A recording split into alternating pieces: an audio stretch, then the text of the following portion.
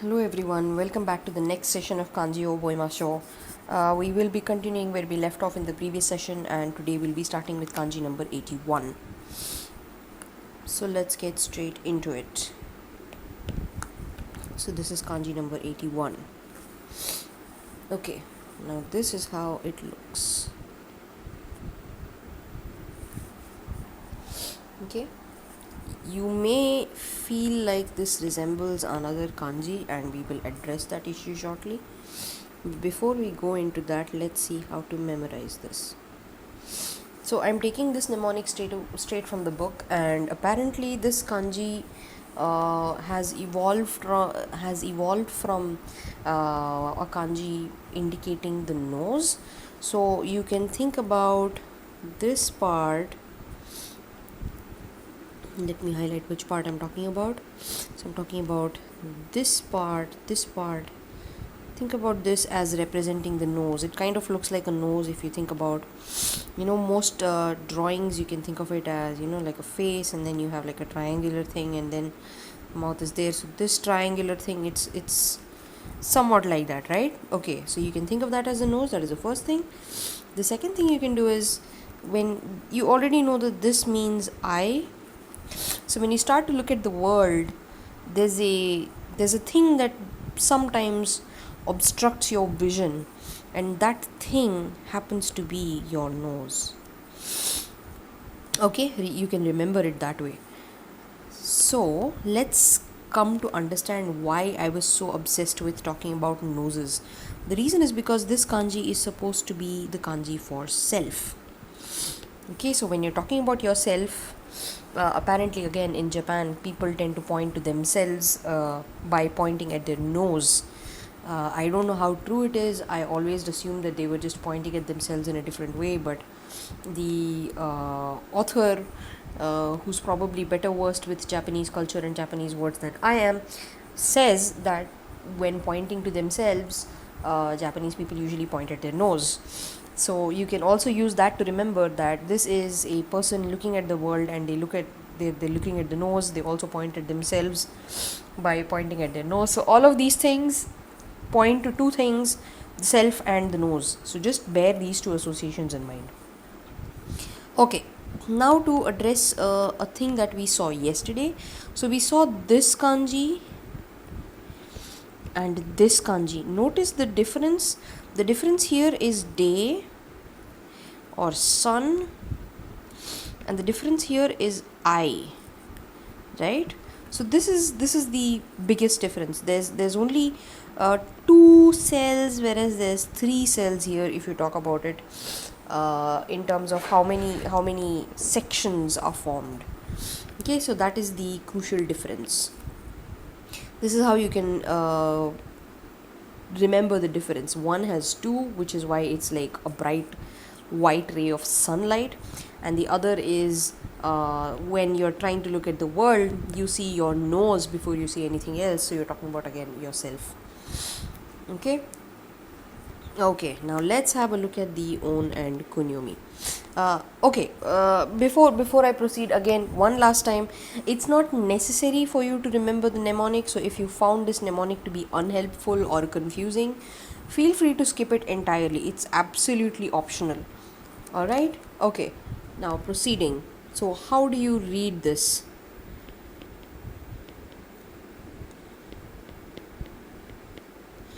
So the first reading is mizukara, and the other one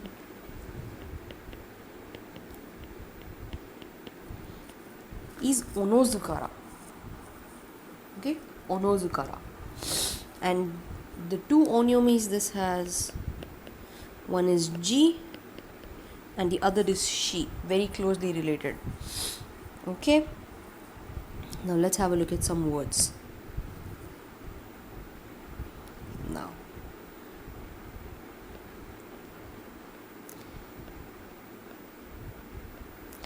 how very helpful that the first word should include both the kanjis that we were currently discussing, right? We will read it as jihaku, and you're talking about the self being white, Okay, the self being white. So here the meaning is confession. Confession. Okay. You can also think of the kanji for white as implying plain, because usually the white color is associated with being plain, right? So you have made yourself plain, which is to say you have confessed. Okay, let's move to the next one.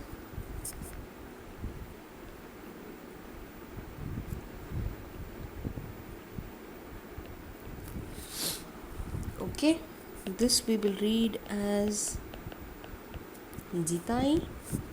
Jitai. So again, oneself and body. So you're talking about one's own body.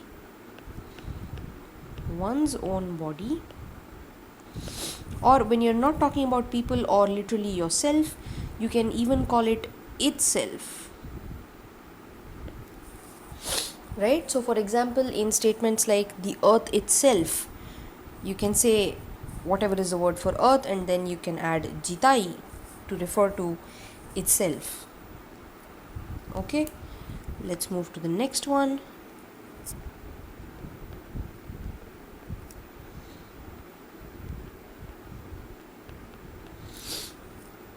Okay, you will read this as jishin.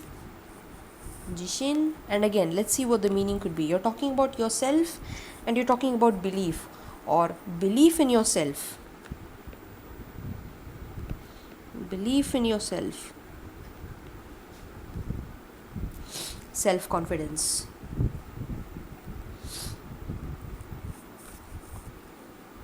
Okay, so let's have a look at the next word.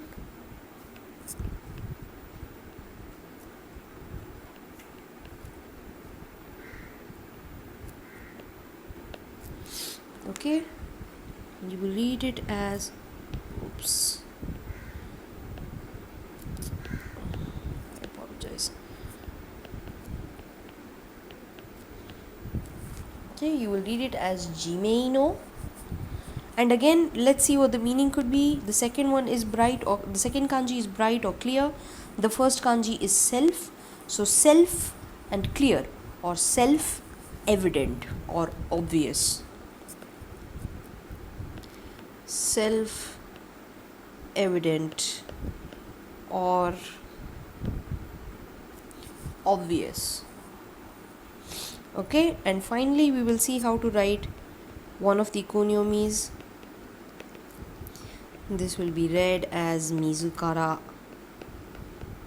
Mizukara, which means oneself. Oneself. Okay, I hope it's pretty clear. It's not too complicated. It doesn't have any confusing words. So now let's move on to the next one. This is kanji number 82. And this is how that kanji is written. Okay. Now let's try to remember this. Okay. Now this, we previously saw that this kanji means I, but for now let us discard this meaning of I. Let us not look at it as an I, but let us look at it, as the book says, as a striated shellfish. By striated it means striped or with lines. Striped or with lines. Okay, but think of it as a striated shellfish, and think of the two strokes that we put at the bottom as its feet. Oops. Its feet. Okay, why are we taking the meaning of shellfish? Is because this kanji itself means shellfish. Okay, so you're talking about a striated shellfish with two legs protruding out. Okay, do not think of it as eyes with legs, because that doesn't make a whole lot of sense. Okay, another bit of a kind of tip, you can think of it as a kind of tip. So uh, I don't know if you've seen this kind of stroke come up so far. I don't believe we have. Rather, let me just quickly check if we have. Okay, we haven't. Okay, but if you've seen the title slide, I write a kanji like this. Okay, now let's not focus on what the kanji could be, but let's just focus on this, the two strokes at the bottom, the one like this and then the one like this. This is supposed to mean human legs, or rather you often think of it as human legs in a kanji. So this is slightly different, so you can think of it as fish legs or insect legs or any other kind of legs that you can think of that is non-human. Okay, try to remember that distinction. It sometimes helps with memorizing how kanjis are supposed to appear. Now the importance of this, or why I mentioned this at this point, will become clear shortly. So until then, please hold on, and if necessary I will write this memo down once again. So without further ado, let's move on to the on and kunyomi. Here again, conveniently, we don't have an onyomi for this. We only have a kunyomi, and the kunyomi is kai. Okay, kai. Now let's have a look at some words for this.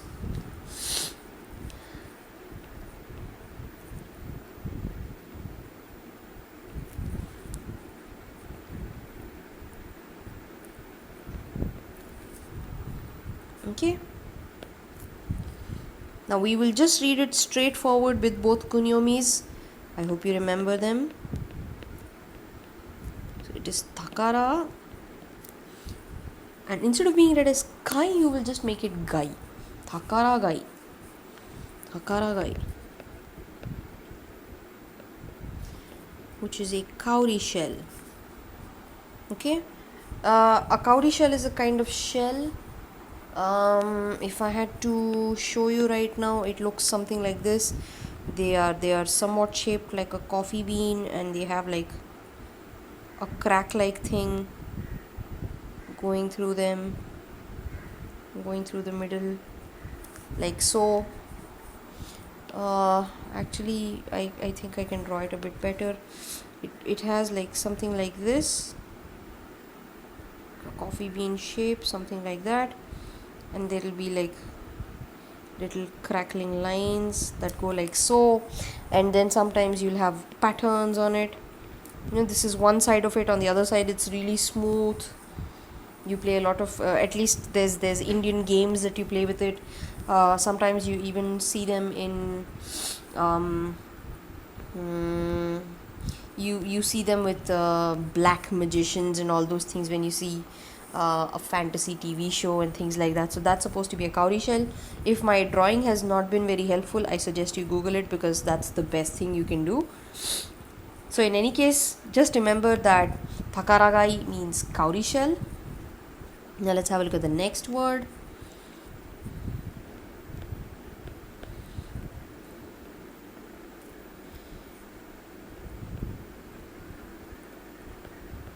Okay, now the first part is going to be read as hora. Okay, hora. I am not going to write it here, but you're going to read it as hora. And this is again shell, which means, oops, I apologize, I shouldn't have written shell. I meant to write gai again. Okay, gai, and this means conch shell. Okay, conch shell. Hora gai is conch shell. Now let's have a look at the next word.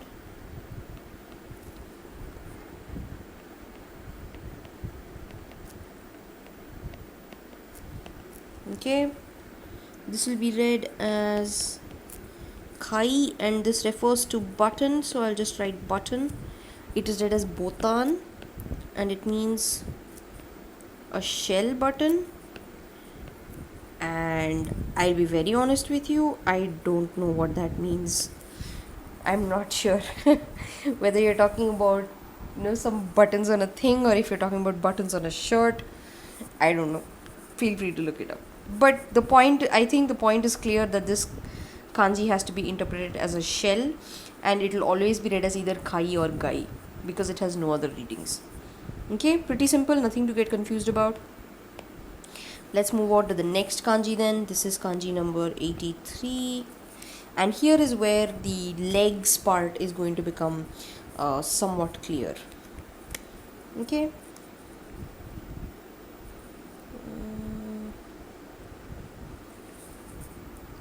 Okay. Right. Now let's see what this kanji means. Here it's a little difficult perhaps to envision the meaning. Okay, but let's still try and see. So normally, or rather in the previous kanji, we saw this and we said that the lower two kanjis meant shellfish legs. Excuse me. We saw that it means shellfish legs, and I told you just now that when you draw these two strokes like so, they're supposed to be human legs. So now you're talking about, now in this case you're talking about a shellfish that for some reason has sprouted human legs. A shellfish with human legs.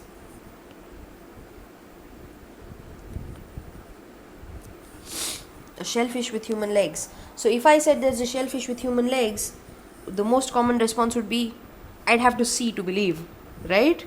I'm not going to believe you just because you said so. I'd have to see that such a thing really exists before I can believe you, right? So the meaning for this kanji is see. So a shellfish with human legs, if you see a shellfish with human legs, you're going to want to see it. Or if you imagine a shellfish that sprouted human legs, you can imagine that it is going to be much taller and it's going to be prancing about on the streets, and you'd be like, holy hell, what the hell is that doing? It's a shellfish and it has human legs. So in any case, I hope the point is made that this refers to see and how you can remember that. Okay, again, the difference between the two legs, I hope it's pretty clear. The human legs are going to have this one and the second stroke going like so, whereas all other legs are just going to be like this, which look like the kanji for 8. The kanji for 8. And it also reads as ha in katakana. So that's another thing. Alright. So let's have a look at the on and kunyomi. It has a bunch of kunyomi, but they're all related. So the first is miru. The next is mieru. And the third is miseru. Okay, miru, mieru, miseru. And the onyomi is ken. Let's quickly have a look at some words.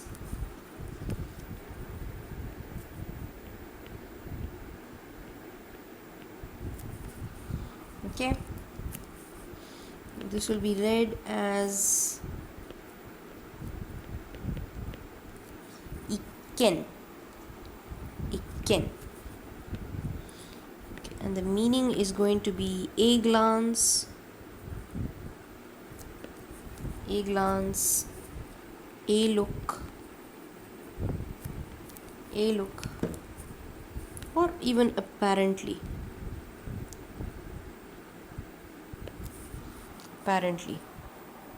right?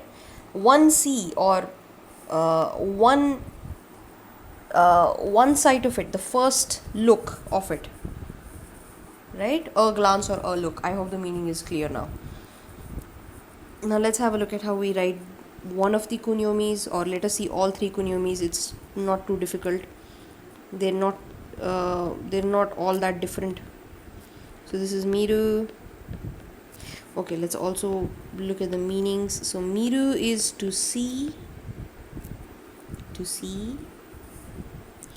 Mieru, mieru means to be visible, to be visible, or to look like something, okay, or to be able to see. Okay, miru is see, mieru is to be visible, to look like, or to be able to see. Okay, and the last one is miseru, which means to show, okay, or even pretend, okay, or even let's see. Okay, now instead of remembering mieru and miseru as separate words, just know that these are also covered in grammar. They're not necessarily grammar patterns, you cannot call them patterns, but this is covered under grammar. I think you would consider it as a part of grammar. In any case, it has to do with how the verb transforms in this situation and in this situation. Okay, this is called the potential form.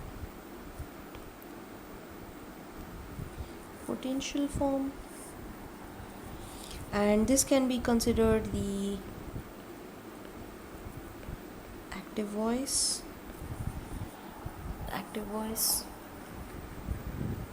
Okay, again you will cover this separately, so if you're doing that part in parallel, you'll be able to understand this more easily than if you're only doing kanjis and if you're trying to remember each of these as a separate word.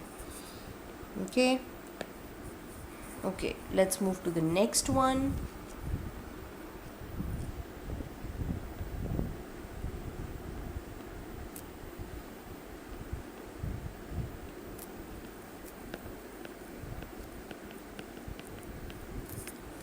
This will be read as midashi, which means headline or heading or caption or title, okay, or even index. Okay, midashi. Okay, now let's have a look at the next kanji. This is kanji number 84, and this is how that kanji looks.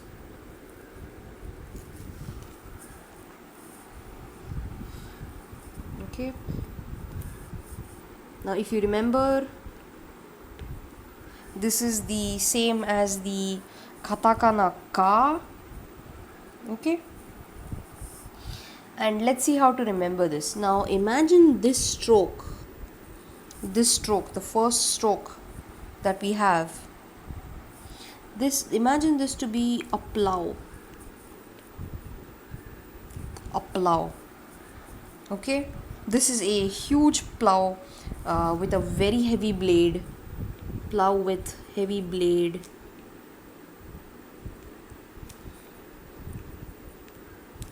Okay, and I'm talking about this part as being the blade, and it's really big. Okay, so whoever is pushing it is going to require a lot of power, right? Now if this is supposed to be a person pushing it, person pushing this kind of a plow, they're going to require a lot of power. A lot of power to do it. Right? So the other associated meanings are strength and force. Force. Okay? Now let's have a look at the on and kunyomis. Again, only one kunyomi. Chikara. Okay? Let's have a look at the onyomi now. Ryoku or Riki. Ryoku or Riki. Now let's quickly have a look at some words. Okay.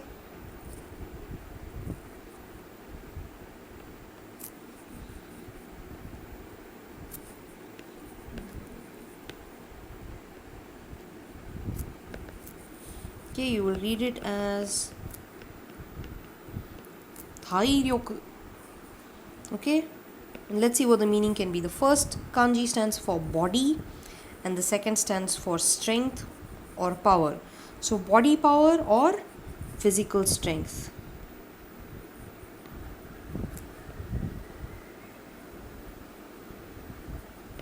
Physical strength. Okay,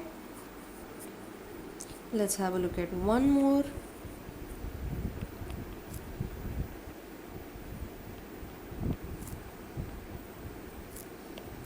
Okay, this is going to be read as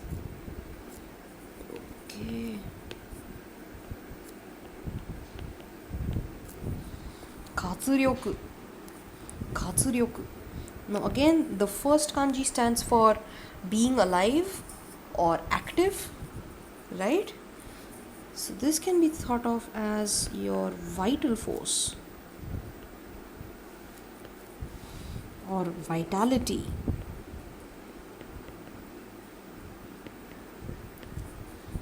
Right? Or energy.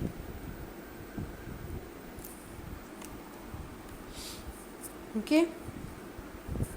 Let's have a look at the next word.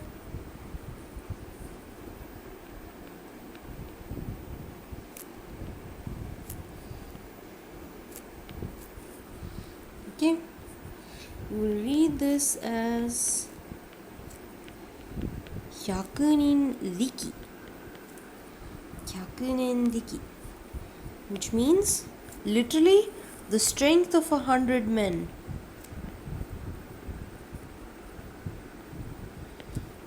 The strength of 100 men or people, of course, right? Or alternatively, it means great strength. Great strength. Okay, next have a look at one more.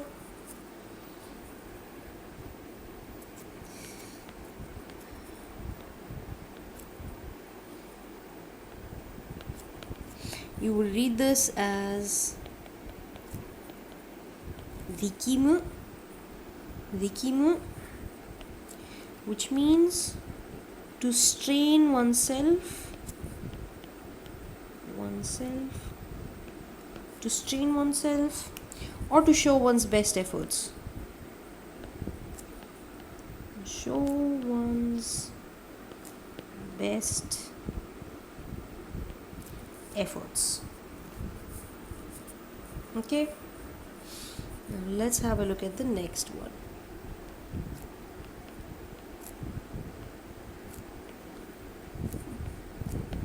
Okay, this will be read as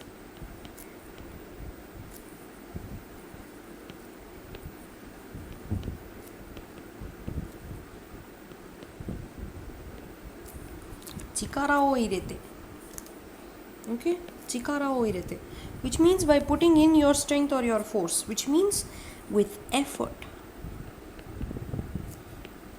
With effort. Okay, This can also mean emphasis, with force, that is to say. Okay, emphasis. Now let's look at the next kanji. This is number 85.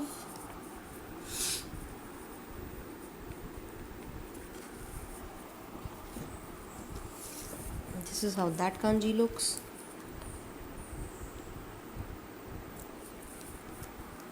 Okay.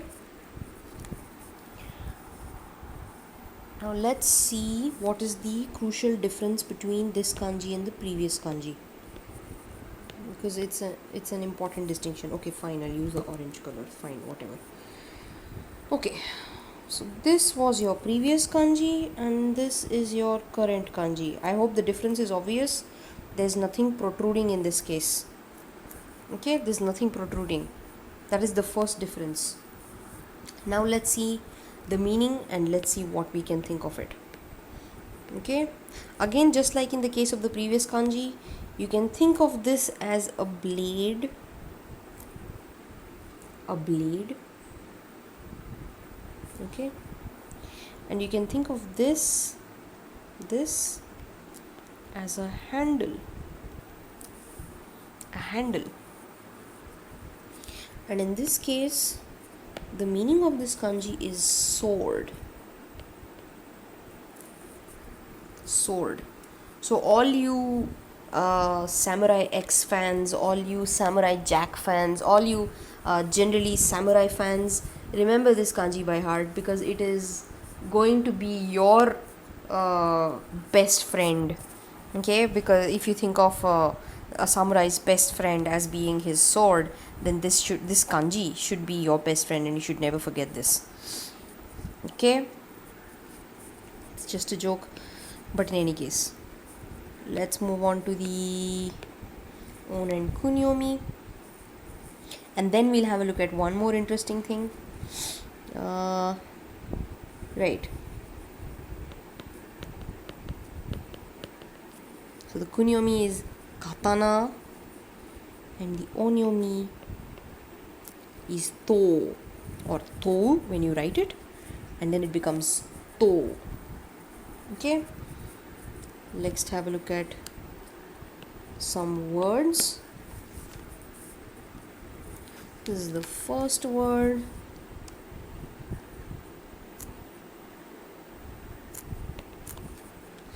Okay, this will be read as taito, a big sword or even a long sword.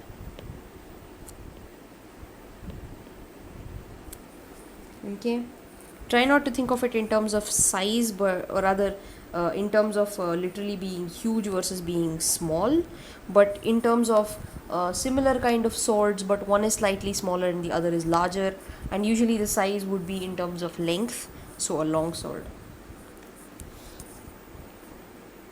Now let's have a look at one more.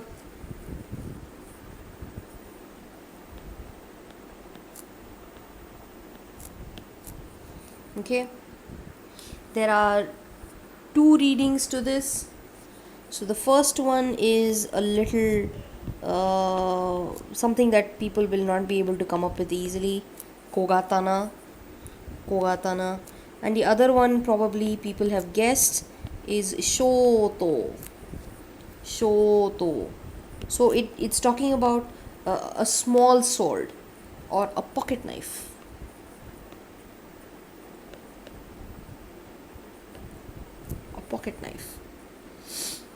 Okay, and let's have a look at one more word.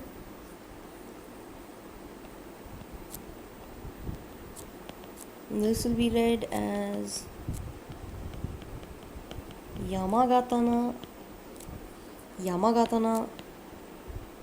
and this means a machete. Okay, a machete, I don't really know how to describe it.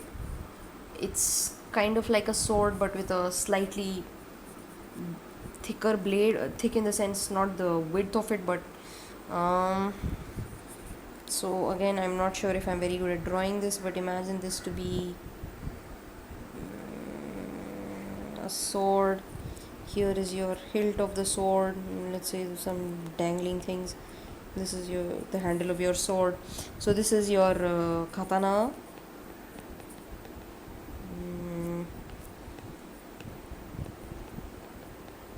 This is your katana, and you can imagine a machete to be something like this, like a slightly broad kind of, slightly broad blade, slightly thicker here. It's not this thin, it's like slightly thicker or slightly wider, something like that. A better way to envision what, or rather to visualize what a machete is, to just Google it. So please Google it. And it is read as a Yamagatana. Okay, next one.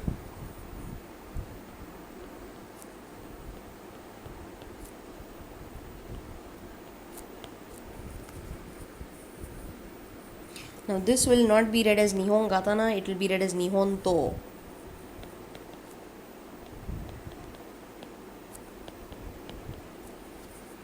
Nihon To. Okay, and it's literally what it says, a Japanese sword.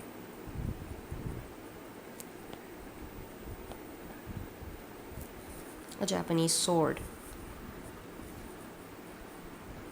Okay, the next one.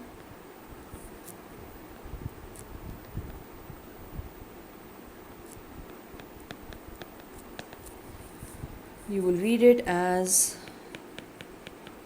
whoops, I made the same mistake again where I skip the ta and move on to the na. Katana no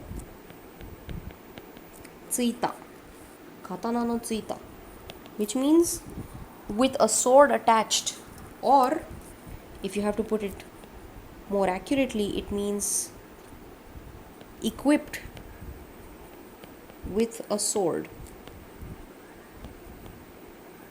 Okay, equipped with a sword. The kanji stands for attach, so here it will be equip. Okay, now this is the a bit of a side, but let's have a look. We just did this kanji, and now we have done this kanji, and previously, if you remember, we had done another kanji. Okay, so the distinction is between these two, between 1 and 2. The distinction between 1 and 2 is this, 1 and 2. So that is the point of distinction between 1 and 2. And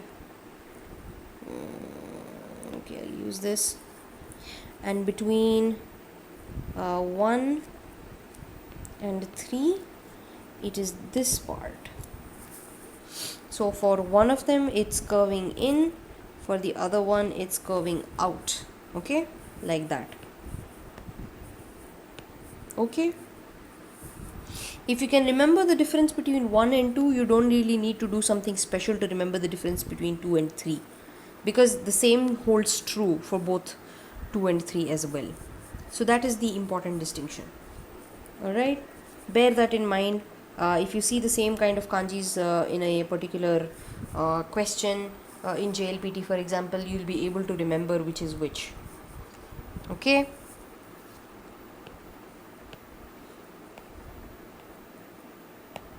now we are moving on to the next kanji.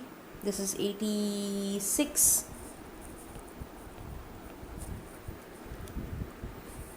Okay, now this is how it looks.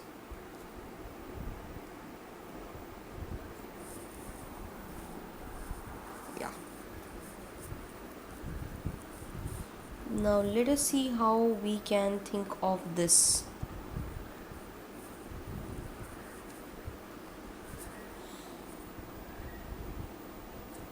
We know this is a sword. Oops, I forgot to change my pen color.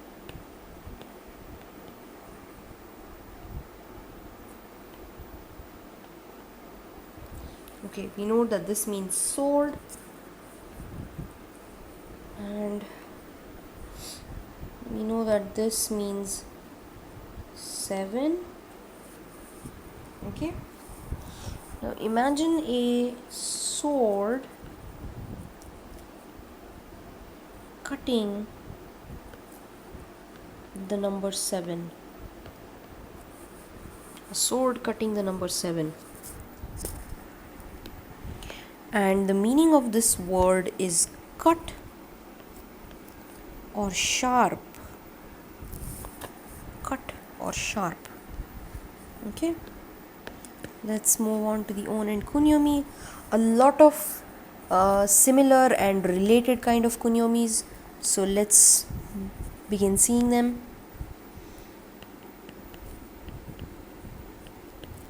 Kiru,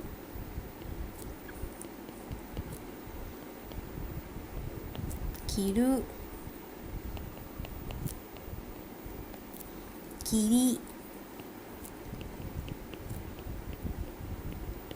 kiri,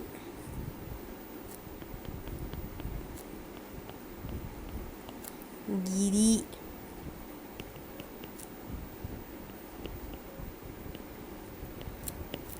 kireru,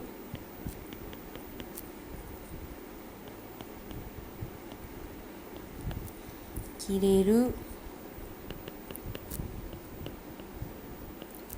kire, kire,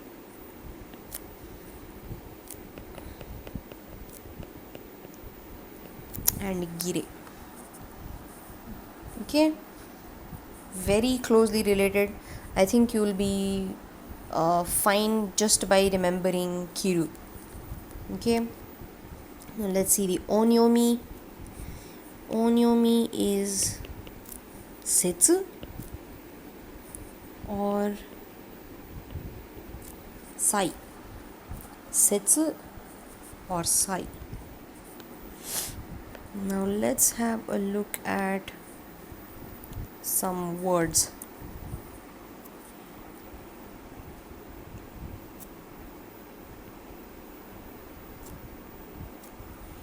Okay, you will read it as isaino.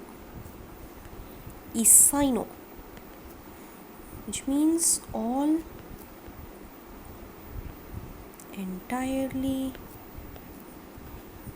entire, or whole.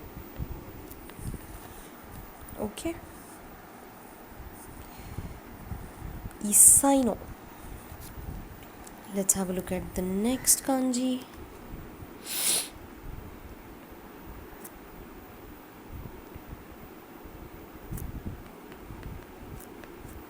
You will read this as taisetsuna.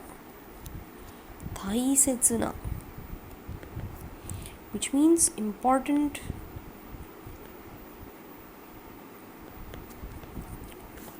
weighty, or valuable. Okay, taisetsuna. Just try and remember this because it's a little difficult to imagine this as being a big cut or a sharp cut or big sharp or any such meaning. It's a little difficult to arrive at them. But taisetsu is going to be one of the first adjectives that we learn. So it shouldn't be too difficult to remember this.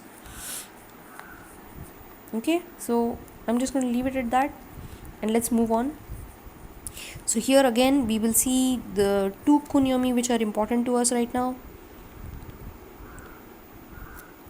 So the first is of course kiru. Kiru, which means to cut, to slice, to sever. Okay, and it can also be slang to mean to kill. Okay, slang to mean to kill. You will say kiru even for that. So for those of us who have seen Samurai X or Rurouni Kenshin with the subtitles, Kenshin Himura is known as Hitokiri Battosai. So here you know already Hito meaning person, and this Kiru or Kiri in this case meaning killer. So it's like man killer Battosai. That's how he's known. Right? So the slang is not important to us, which is why I'm going to erase it, but I hope you'll be able to remember it like that. Okay. Next one. The next kunyomi, I mean. This is kireru. Kireru, which means to be cut off. To be cut off. To run out. To run out. Or to expire. Okay. Okay, let's have a look at the next one.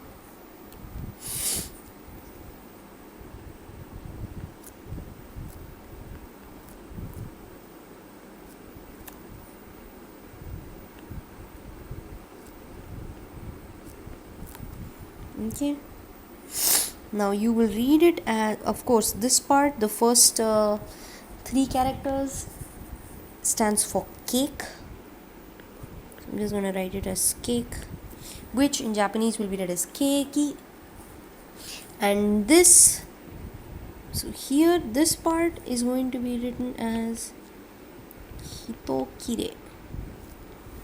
Hitokire, which means a slice of cake.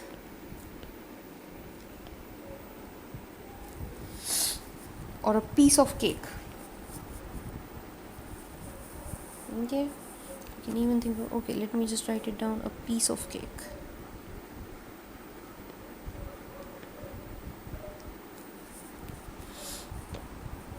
Now again, for those of us who have learned katakana only recently, if you read it as keiki, it doesn't make sense, right? It doesn't make sense. What is keiki? What could that be? Right? You know that cake, if you had to write it in katakana, you would write it as keiki. That's it. You would cut the key short very quickly, right? Keiki. That's it. So the second one is not the sound elongation symbol. It stands for the kanji of 1. Okay. Let's go to the next one. Again, very similar. I think this is number 87.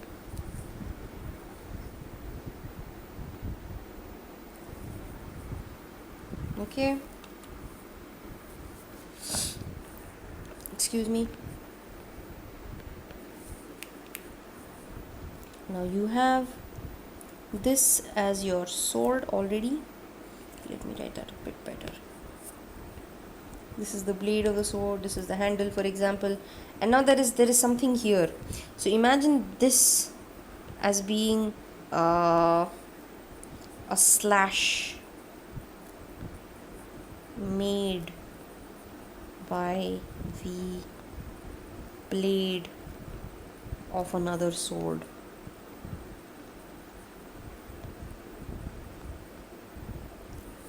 Okay, slash made by the blade of another sword. And why we are talking in those terms is because this kanji means blade. Okay, it means blade. The kunyomi is ha,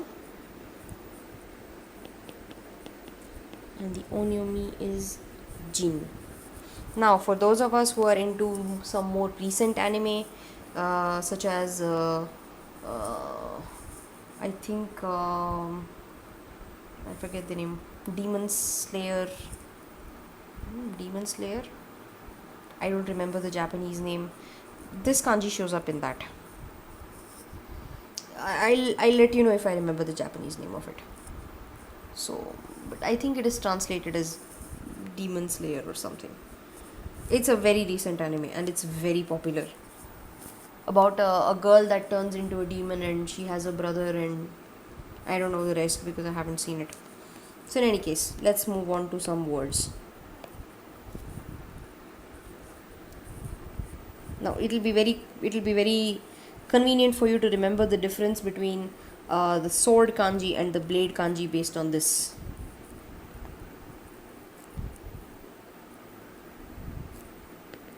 Okay, so sword blade is literally what it is. We are going to read it as tojin, and it is exactly as I said, literally sword blade or the blade of a sword. Okay, okay.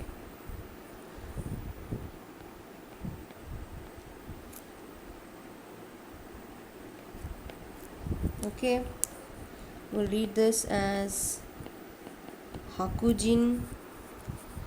Hakujin. Okay, so you're talking about a white blade. You're calling it white because again here white means plain or exposed. So you're talking about an exposed blade, which means a drawn sword.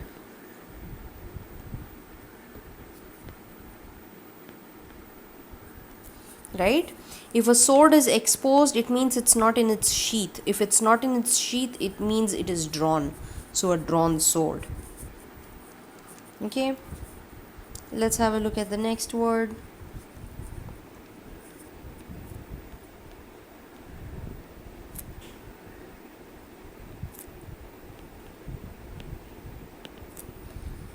Okay, you will read this as jijin suru. Jijin suru. The meaning may not be as obvious as the kanji suggests because this is talking about your blade or one's own blade, and suru is to do. So it means here to die by one's own sword.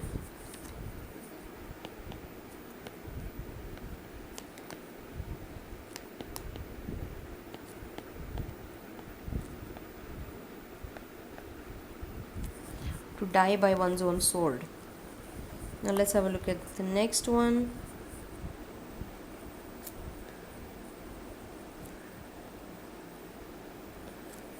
Okay.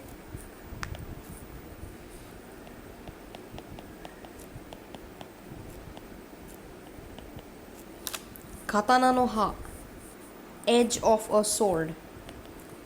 Right? You remember the rule that I told you yesterday? If it is A, no B, in English it is going to be B, no A. So here you're talking about sword, no edge. So in English it is going to be edge of a sword. Okay, edge of a sword. Now let's have a look at the next word.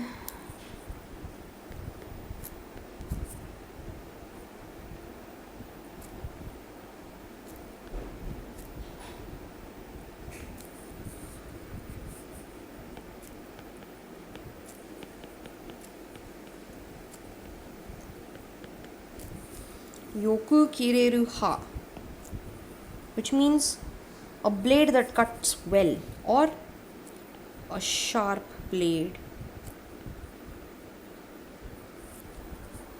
Right? A blade that cuts well means the blade is sharp. Right? Let's move on to the next one. This is number 88.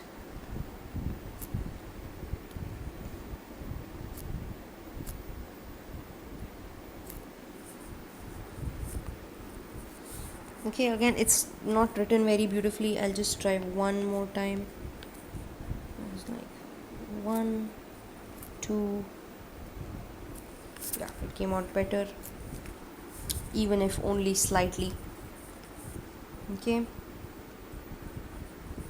now imagine, okay, let me change my pen color. Okay, now imagine this as being the sword, and the sword is now cutting an 8 because this means 8. Okay, so here you can think of it, this 8 as splitting, This you have, like, let's say you have, so if you've used instant chopsticks at any point in your life, then you know that the instant chopsticks, the two, how should I put it, the two sticks are split, they are joined, and you're supposed to split them before you can start using them. So when you split them, they kind of make this shape of the 8, which is why you associate splitting with it, or rather you can remember it, the kanji for 8, as being associated with splitting. So here you're talking about a sword splitting something, which means the sword is dividing something. So here the meaning is divide. It can mean part, or it can mean minute. Okay, so a sword is splitting. Okay, let me write that part. A sword is splitting. Okay, sword is splitting. Let's have a look at the kun and onyomi. Again, very related kind of kunyomis, so it should be easy to remember. The first is wakeru. Wake.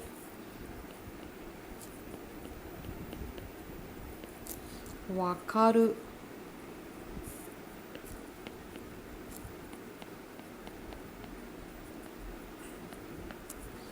Wakareru.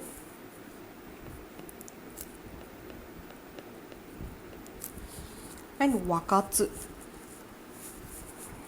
Let's have a look at the onyomis now. You have bun, you have fun, and you have bu.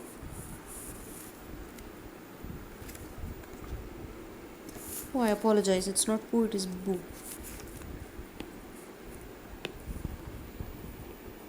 Yeah, it is bu. And this bun sometimes takes on the reading of pun, so there is that. Oops. Okay. Let's have a look at some words now. So the first thing we'll do is have a look at how we can write the kunyomi. Right? This is wakeru, which means to divide into parts. Divide into parts or distribute. Distribute. Okay. Now here we're doing the next word.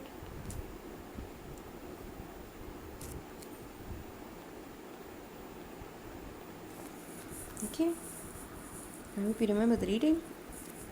It's going to be read as bubun. This means again part, section, portion, because the first kanji means already section and you're talking about dividing or divisions, so it's going to be part, section, portion. The meaning only gets reinforced. Okay, next have a look at the next one.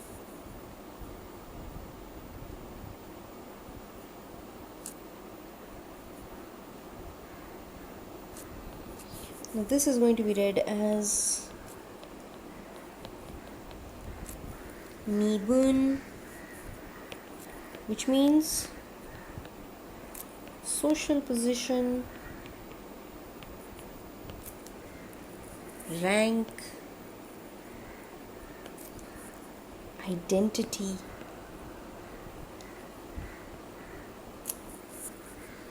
okay, identity, Mibun.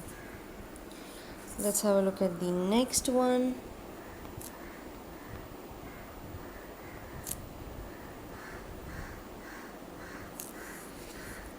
This will be read as Jibun,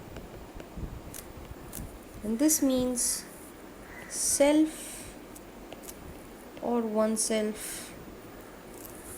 Okay, you're talking about yourself and then you're talking about division or yourself again, your own part or something like that. Let's have a look at the next one.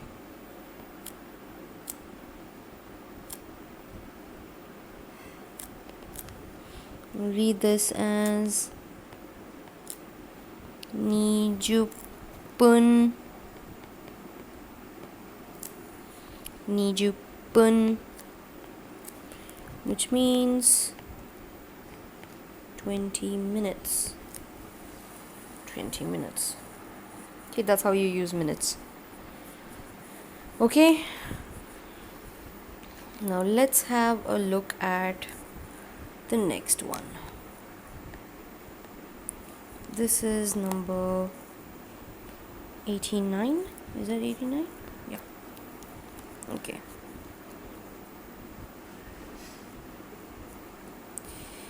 So then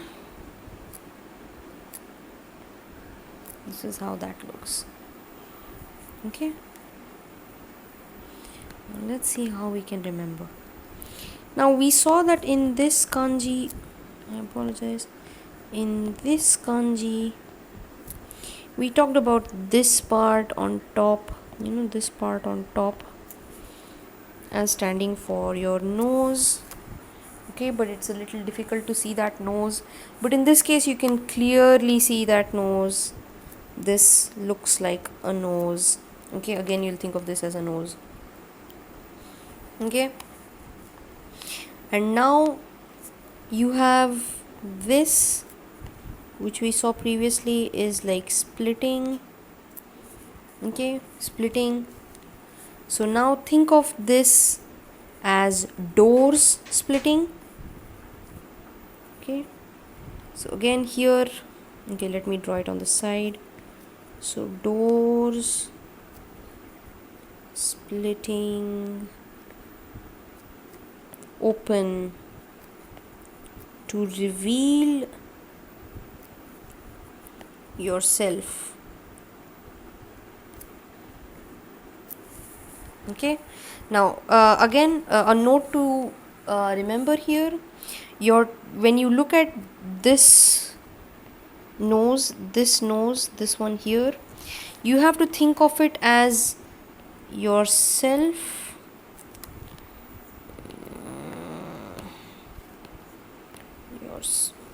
I don't know why it's not able to write. Hold on.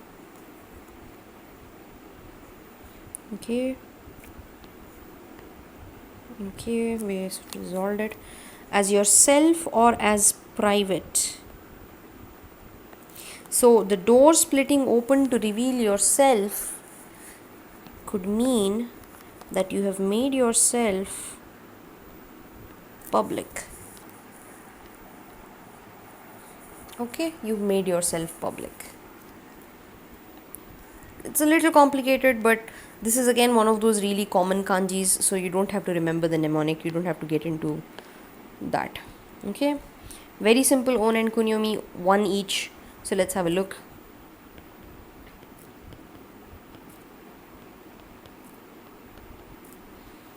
Oyake and ko. Let's quickly move on to some words.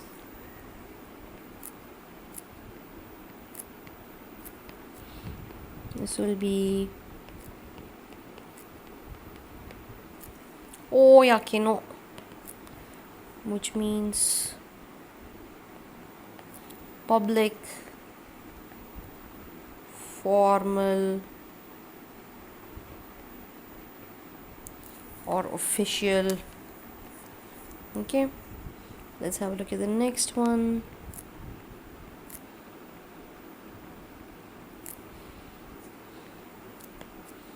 Read this as koritsuno, which means again public and establishment. So public institution. Okay, public institution. Koritsu no. Okay. Now let's have a look at one more.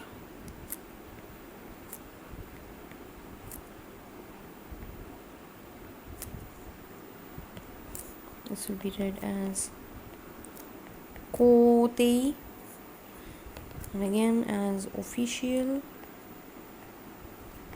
or officially fixed.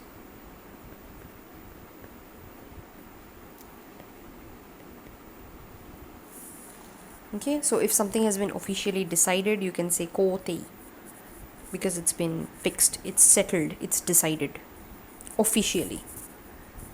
Okay,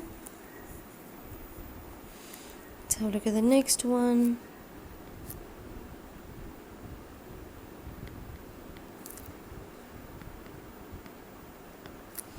This will be read as kogen suru.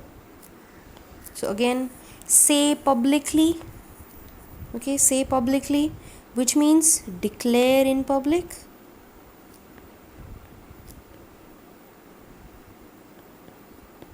Declare in public, or to profess. Okay, next one.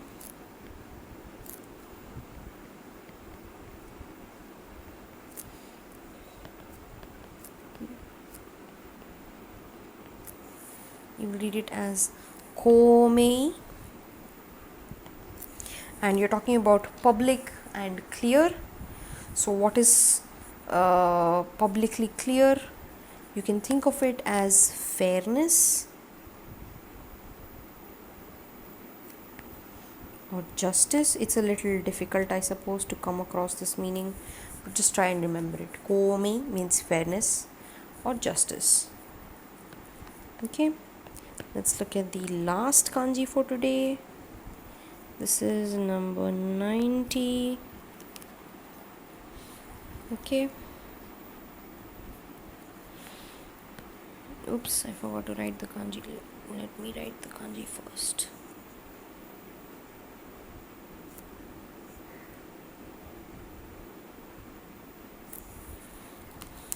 Okay, again, not as pretty as it could be, but in any case.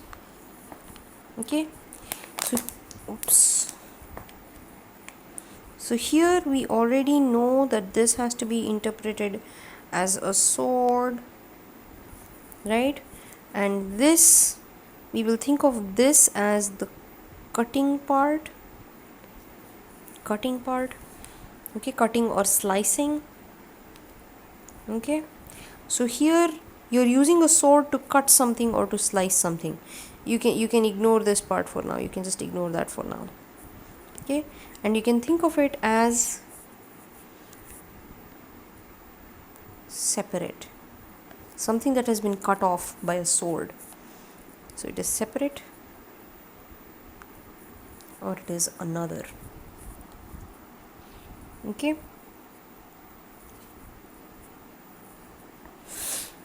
now let's have a look at the on and kunyomi.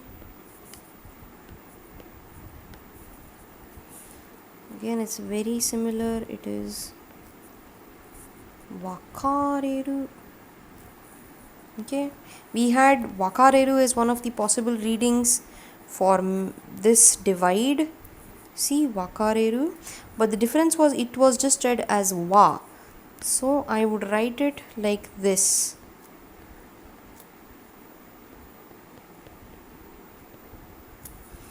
Wakareru. Okay, whereas in this case it's going to be written as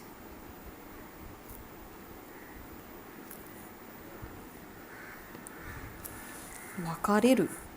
Okay, that's one distinction. My goodness, I have been on the verge of dropping this twice today. Okay, and let's have a look at the onyomi now. It is betsu. Okay, we'll look at the words and then maybe we'll be able to remember the two wakareru that we saw. Now let's have a look at some words. Okay,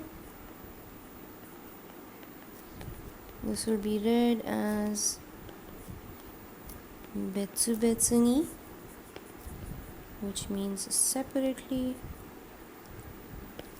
like separate, so separately. Okay,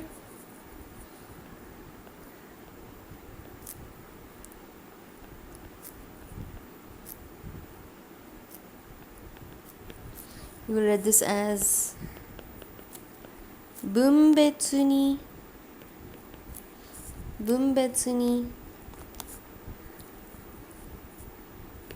or rather, actually, let's just take up the phrase bunbetsu suru, like in the book. I don't know why I wrote ni.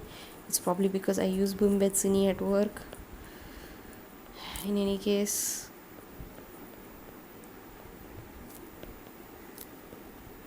bunbetsu suru, which means classify, distinguish,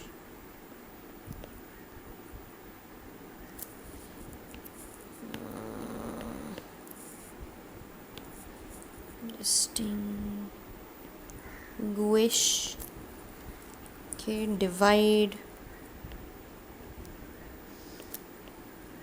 or separate. Okay, again, you're talking about dividing and separating, so classification or distinguishing. Okay, the next word,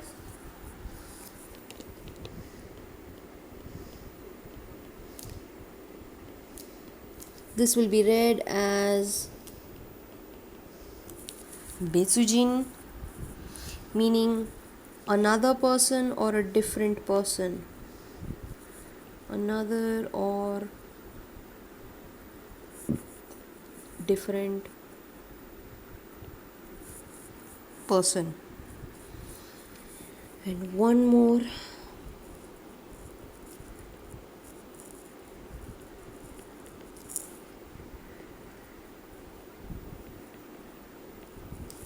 okay, betsu no hon, or just like in the previous example, another